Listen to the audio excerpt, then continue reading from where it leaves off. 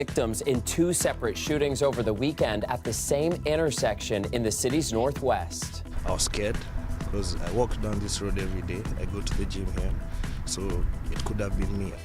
A father of four is identified as the man who was shot to death, while police say the teen boy shooting victim has been upgraded to stable condition.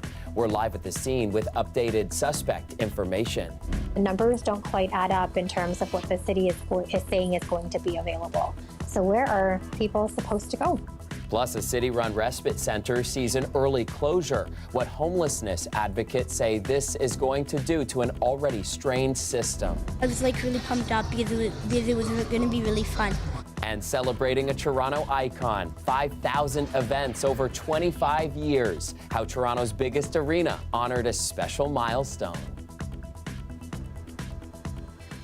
Good evening, I'm Chris Glover. Starting our coverage again tonight at Jane and Driftwood, the scene of two random shootings from over the weekend that continue to reverberate through the neighborhood and across the city. Today, police identifying the victim of the second shooting as an innocent father of four gunned down Saturday while waiting for the bus. That fatal shooting happening just one day after a 16-year-old boy was shot at the same intersection. Anam Khan is live at the police command post that's been set up in the area. And Anam, late tonight, we got an update on the teen boy's condition and a promising one as well. Yes, so Chris, the 16-year-old boy still has significant injuries, but the update tonight is that he is in stable condition. And police say while they believe the two shootings are connected, officers stressed today that the victims of the shootings didn't know each other and didn't know the shooter either. So it's really that randomness, really, that has people on edge here. A heavy police presence continues near Jane Street and Driftwood Avenue. Police set up this command post after two separate bus stop shootings last week that left one man dead and sent a 16-year-old boy to hospital in critical condition. I was scared because I walk down this road every day. I go to the gym here, so it could have been me. I walked down that road half an hour before whatever happened. But I feel scared also, but I don't have a choice, right? It's like if I live in the area, I still have to take the bus. Saturday afternoon, police responded to a shooting at this bus stop. They rushed a man to hospital after he was shot 3 times, but he died in the hospital. On Tuesday, police identified the victim as 39-year-old Adu Boache of Ghana. Mr. Boache was innocently going about his business. Mr. Boache was a father, an uncle, a nephew, and a son. He came to Canada this past November to support his family. He leaves behind a wife and 4 children. Police say the day before, a 16-year-old boy was shot in the face at the same intersection, also waiting for the bus. Avid sports player, visits school and a good student at school. He was waiting at the bus stop to go actually play a volleyball game. We met with the mother of the young man, who is very traumatized by what has occurred, but is thankful that her son is alive. Investigators say they can't rule out the possibility that the attacks were related to gun violence, but were clear the victims were innocent, didn't know each other or the shooter. The suspect is described as 18 to 25 years old with a thin build, wearing a black coat, a white hooded sweatshirt, black pants, black shoes, and a black face covering. In both instances, the shooter approached on foot, but investigators identified a vehicle of interest, an Acura RDX, allegedly stolen in Toronto, but found abandoned in Hamilton. And it's really important for the community to know that we're here for your safety. Police say they will continue to provide trauma counseling for the community with their command post over here. But also residents over here do feel scared. They're also changing up their routes here. Some are even avoiding taking the bus. All right, Anam Khan, a very stressful situation for those neighbors, certainly. Anam Khan reporting live for us tonight at Jane and Driftwood. Now to a new citywide proposal to protect people from dog attacks. Around 2,000 of the city's 300,000 dogs have received a dangerous designation after attacking people or other pets. And today, city staff put forward new measures, including a public registry of dangerous dogs. Tyler Cheese has more on the proposal and why it's coming now. I looked behind me, there was two black and white dogs, and I'm like, okay, where the owner for these dogs? Lord, please help me, Jesus. On February 7th, Anita Brown was attacked by two unaccompanied off-leash dogs in northern Etobicoke. She was left with stitches where the dogs bit her on the face and arm. She also fell and broke her arm during the attack. I can't go to work anymore because it's my right hand. I just say it's my bread and butter hand, so I can't walk anymore. I have to do surgery on the arm. I don't know when, but right now that's what I'm waiting for. Attacks like this have now prompted the city to take action. City staff presented new recommendations today to help protect people, including creating a public registry of dogs that have mauled people or other pets. Councillor Paula Fletcher ordered the report last summer when one of her constituents was also attacked by two dogs in East York. It's the owners that need to be managed. Are they following the rules of a dangerous dog? Muzzled, on leash, licensed, and have you taken your education to show you how to handle a dog? I'm not sure that's happening to the degree that we'd like right now. This trainer agrees, saying owners should be held responsible for their dog's actions rather than punishing the dogs. Not everybody loves dogs. And that's where I feel people feel a bit entitled. You know, they love their dog and they just let their dogs run up to other people, other dogs. You know, we got to respect people's space. If approved by City Council, the public registry will include information like the dog's name, breed, and color, as well as the first 3 digits of the owner's postal code. Other measures include standardizing the dangerous dog warning sign that owners are required to display and putting $500,000 toward a public education campaign. As for Brown, she says she doesn't want anyone to go through what she did. I'm glad that they bring in the law so that things can change. City Council will vote on the recommendations on March 20th. Tyler Cheese, CBC News, Toronto. Hopping outside now for a live look at the city. It is 0 and clear tonight. A beautiful evening after a brilliant day with lots of sunshine. And the best part, your friend and mine, Colette, is back with us. Colette, so great to see you again, my friend.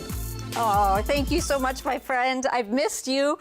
Very happy to be back here with you and with all of you at home watching as well. Let's take you back through, well, we'll start off with the daytime highs. Anything kind of standing out to you today? I'll tell you, when I look at this, Windsor at 8 degrees, Ottawa at -7, a 15-degree difference there. That certainly stands out. And then in between, Toronto at 3 degrees for the daytime high. Hamilton, though, St. Catharines enjoying 5 degrees this afternoon. Now we have generally just quiet conditions overnight tonight, mostly clear skies, but things change a little bit tomorrow. We have a bit of energy that's going to move in before more of a main event that comes into Thursday. And so with that, tomorrow we'll see increasing cloudiness into the GTA and then a slight chance of an isolated shower. It's pretty isolated though, other than to the north of the GTA. It's really, as we go on into Thursday, we'll see more organized rain showers coming into the province. I'll have more on that, Chris, coming up. But tonight it's -2. And how about this tomorrow? A high of 8 degrees in Toronto. Yeah, can't wait. All right, thank you, Colette. Now I want to take you to Queen's Park, and there was a flurry of activity there today as MPPs returned to the legislature for the first time this year. The Ford government tabling its new omnibus bill this afternoon that includes urban boundary changes for some municipalities to allow more housing construction. For a full rundown of the day, here's Queen's Park reporter Lorenda Redekop. Our government is getting it done, Mr. Speaker.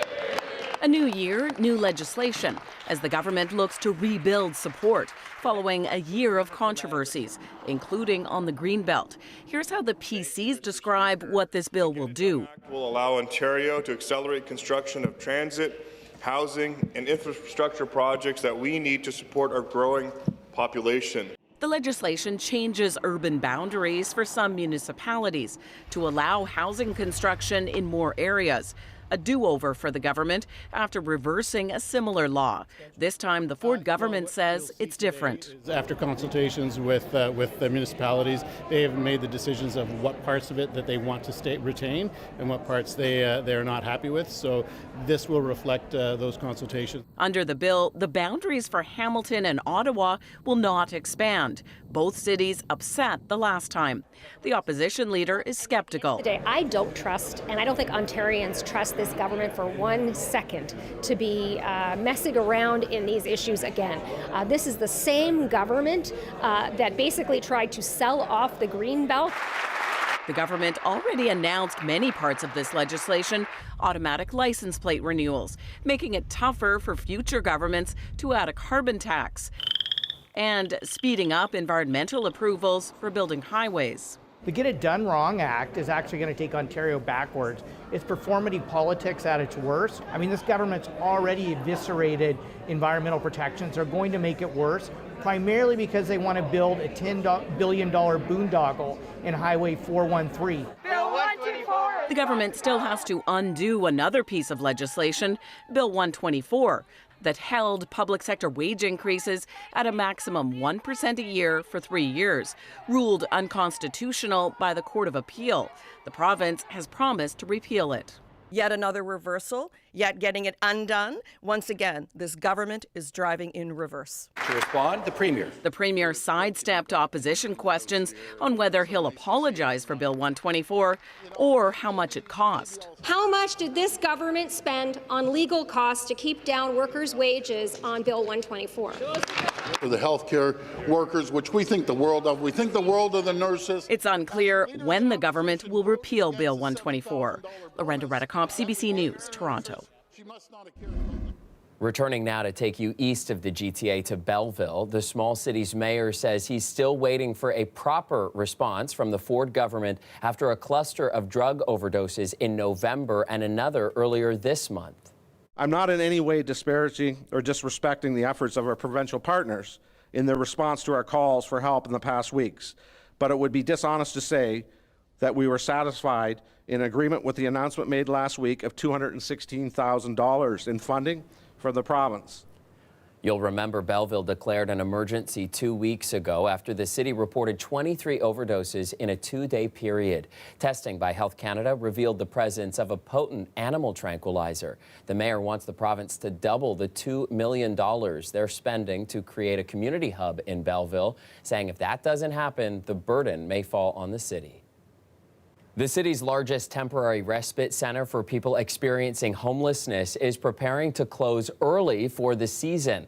The Better Living Center's site on the exhibition grounds will close on March 15th and has already stopped accepting new admissions to the site. The city says the closure is something they've been planning for. In fact, service at 2 other respite centers in the city are being adjusted to offset the exhibition closure, with people currently using the Better Living Center being offered referrals to other sites in the city.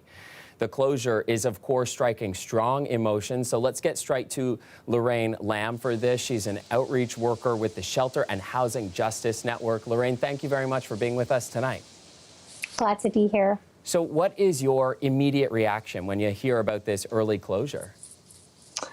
Yeah, I would say I'm definitely experiencing a lot of anxiety and a lot of worry in terms of where people are going to go.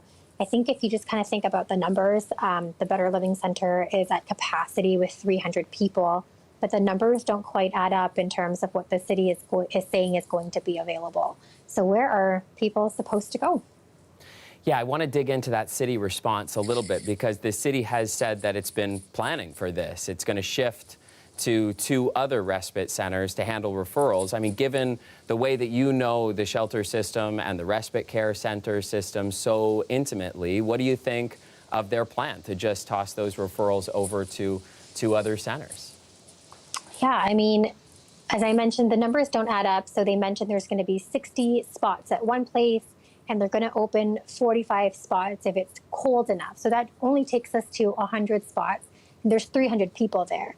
So if the city is saying they're able to accommodate all of these people, my first question is, well, why weren't these spaces available this whole time, because there are people who are still trying to get into the shelter system but can't because it's at capacity. And so if these spaces were available this whole time, why have we not been offering it to people? But I think the other piece is we're creating more displacement and trauma for people who are already quite vulnerable, people who have found some kind of relative stability in this respite at the Better Living Center, and now they're being asked to move. Are they going to have choices in terms of where they're going to go? I know that a number of people will be moved out of the city as well. Do they have any say in terms of what city they'll be going to? You know, I just think we need to be looking at people who are poor and unhoused as people with rights, people with a voice, people with dignity. And I feel like this kind of warehousing and moving people around is really undignified and harmful. A respite center, of course, is kind of a last resort type of thing, but permanent housing solutions can take years to build up. So what else do you think can be done in a more immediate sense to make sure that people aren't left scrambling, being forced to go to different cities, that sort of thing? You know, I think the difficult thing about this current situation is that ultimately it was the Better Living Center who was unable to extend the lease. So I would love to see actually like the city have a plan to have more city-owned places where they're not sort of at the whim of negotiations with more private landlords and such. The city should be looking at ways that they can expropriate land to build geared-to-income housing immediately and find ways to keep hotel shelter leases going. Because while they're not housing, it is still a temporary stability option for people. You know, I think if people do not want tents in their neighborhoods, we need to look at why there are tents in our neighborhoods. And I think, to be really honest, this closure of the Better Living Center is going to result in a lot of people back on the streets with nowhere to go. All right, Lorraine. Well, thank you very much for having this conversation. It's an important one, and I appreciate you continuing to drive it for this city. Awesome. Thanks so much. Lorraine Lamb is an outreach worker with the Shelter and Housing Justice Network. All right, and here is a live look again for you of the city. A beautiful evening, continuing the theme of nice weather today. And Colette, you were showing us tomorrow is looking even better. Can't wait. Yeah, that's right, Chris. You saw that daytime high for tomorrow, very mild. And so that is the trend here for the next few days. I know it was already mild today in Windsor. You'll be even warmer. But those temps on the upswing for a few days. We do get into isolated showers tomorrow, but more so it's Thursday, where it's more widespread with some rain showers coming into the province. And then yeah, it had to happen as we go into the weekend. The temperatures drop again, but that'll even be somewhat short-lived before they rise again into next week. So that is the roller coaster that we are riding. So we'll take you in for a closer look. Mostly clear tonight, but it's tomorrow. We start off with some sunshine, especially kind of along the Niagara region and pushing back towards Guelph and London area. And we'll have some sun in the GTA too, but the clouds will increase into the afternoon hours. We get into a chance for an isolated shower. It's a more increase that chance as you go to the north. So better chance of showers there, pushing on in towards Peterborough and into eastern Ontario.